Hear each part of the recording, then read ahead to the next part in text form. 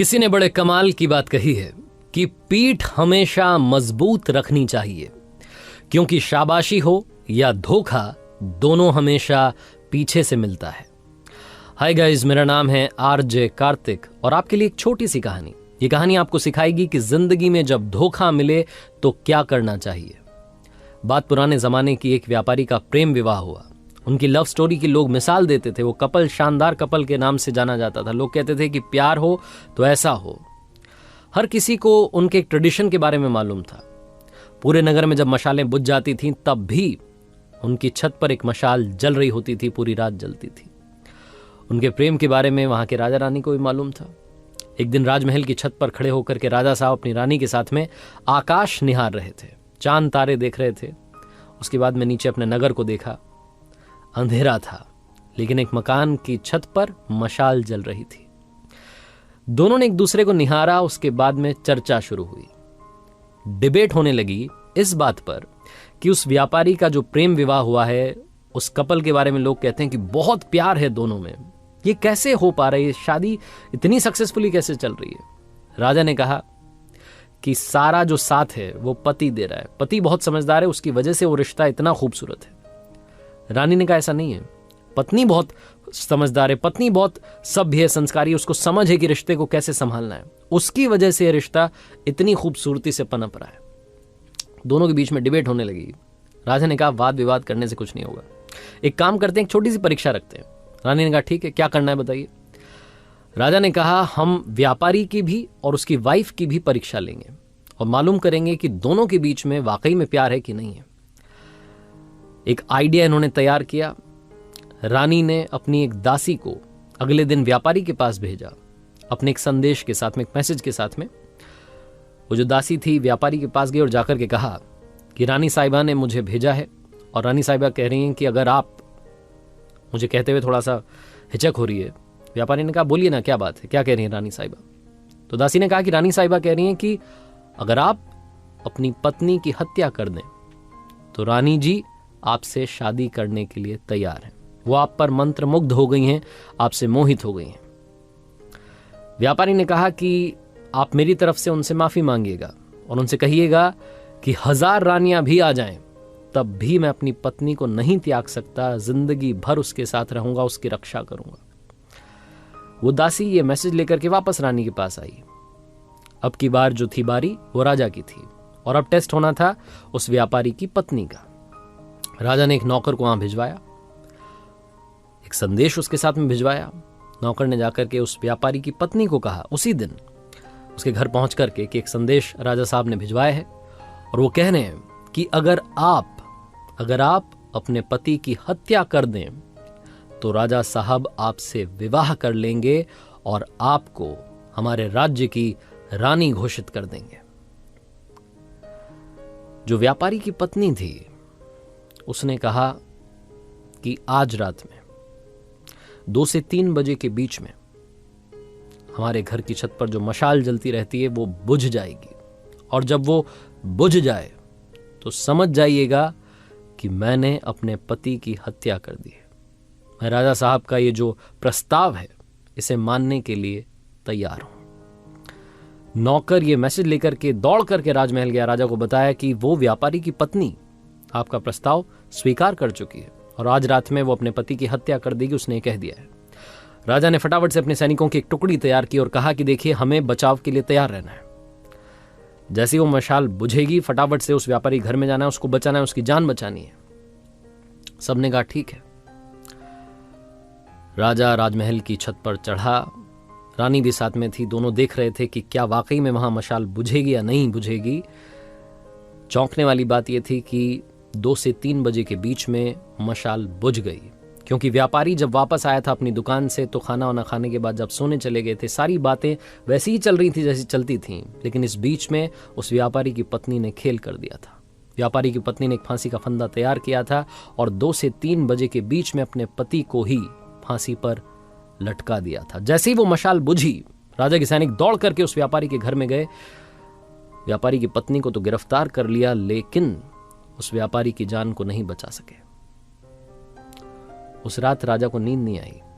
अगली सुबह उसका दिमाग गर्म था, गुस्से में था, खुद से उसको गुस्सा आ रहा था कि ये क्या हो गया। उसे महिलाओं को देखने का मन नहीं कर रहा था, उसे नारी से नफरत हो गई थी। उसे लग रहा था कि ये क्या धोखेबाजी हुई है, ऐसा नहीं होना चाहिए था। बहुत गुस्से में था।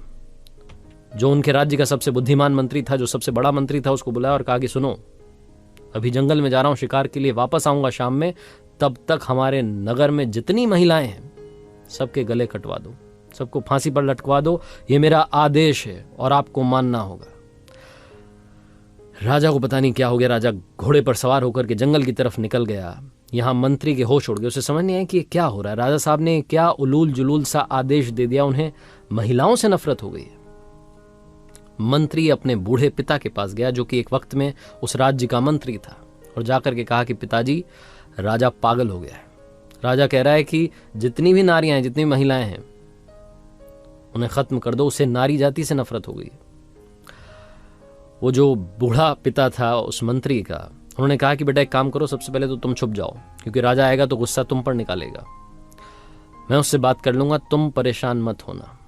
शाम में राजा वापस आया और आकर के देखता है कि उसके नगर में वैसे ही महिलाएं घूम रही हैं। उसका गुस्सा और बढ़ गया। अपने राजमहल में मंत्री को ढूंढा, नहीं मिला तो उसके घर पहुंचा। घर जाकर के पूछा तो मालूम चला कि मंत्री वहां नहीं था। वहां था उस मंत्री का बूढ़ा पिता। उस मंत्री के बूढ़े पिता के पास राजा गया। उस मंत्री के बूढ़े पिता ने कहा, राजा साहब की जयकार हो। राजा साहब कैसे आना हुआ? राजा तो गुस्से में भरा हुआ था। उसने बोला कि तुम्हारा बेटा कहां गया? उसको मैंने एक आदेश दिया था, उसने माना नहीं। अब मैं उसका गला सबसे पहले कटवाऊंगा, मुझे उससे नफरत हो रही है। मंत्री के बूढ़े पिता ने राजा से कहा कि मुझे मालूम है आप क्यों परेशान हैं। आपके एक फैसले की वजह से एक व्यक्ति की जान चली गई, और आपके सामने जो आपको लगता था कि प्यार वाला रिश्ता है, वो धोखेबाजी वाला रिश्ता निकला है। आप वो जो धोखा मिला है उससे परेशान हैं। इस बात से आपको अंदर ही अंदर इस बात ने इतना परेशान कर दिया है कि आप सारी नारियों को खत्म करना चाहते हैं।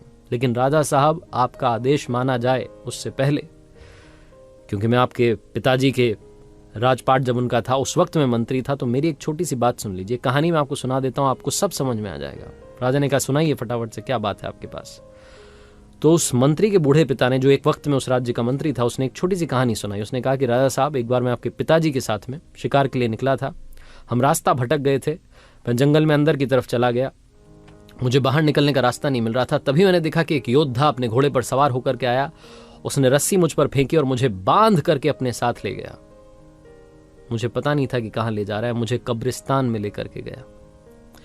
जब कब्रिस्तान में लेकर के गया तो मुझे लगा कि मेरा खेल यहीं खत्म होगा। मैंने बहुत अपनी जान बचाने की कोशिश की, लेकिन वो बहुत ताकतवर था। एक कब्र के पास में, उस कब्र के ठीक नीचे की तरफ, उसने गड्ढा खोदना शुरू किया और मुझसे कहा कि चुपचाप मेरा साथ दो। हमने मिलकर के वहां 2 कब्रें खोदी। मुझे तो समझ में आ गया था कि एक में तो मुझे दफनाया जाएगा, मेरी मौत होने वाली है। दूसरी में किसको दफनाया जाएगा मुझे पता नहीं था। वो जो योद्धा था, वहीं पास में खंडर था, फटाफट से दौड़ के गया उसकी छत पर। उसने मुझे घोड़े से बांध रखा था और उस छत पर से एक सरकटी लाश नीचे फेंक दी। मैं डर गया, क्योंकि वो जिसकी लाश थी, ऐसा लग रहा था कि अभी अभी उसका मर्डर हुआ है, अभी अभी उसकी हत्या की गई है। वो योद्धा उतर करके वापस नीचे आया और मुझसे कहा कि सुनो, इसको दफनाना है। वो जो एक कब्र थी, उसके पैरों की तरफ वो जो सरकटी लाश थी, उसको दफना दिया गया। मैं डर रहा था राजा साहब। मुझे लगा था कि ये जो दूसरी कब्र है, इसमें मुझे दफनाया जाएगा। लेकिन उस योद्धा ने जो मुंह पर कपड़ा बांधा हुआ था उसे हटाया। वो एक खूबसूरत कन्या थी, महिला थी। उसने कहा कि घबराओ मत, मुझे मालूम है तुम कौन हो। तुम इस राज्य के मंत्री हो और इस राज्य के राजा को जाकर के मेरा संदेश देना। उनके एक राजकुमार ने मेरी हंसती खेलती जिंदगी को बर्बाद कर दिया, और राजकुमार मुझे पाना चाहता था, इसलिए मेरे पति की हत्या कर दी। ये मेरे पति की कब्र है, जिसके नीचे एक और कब्र मैंने खोदी है, और ये जो लाश है, ये उसी राजकुमार की लाश है जिसे हमने दफना दिया है।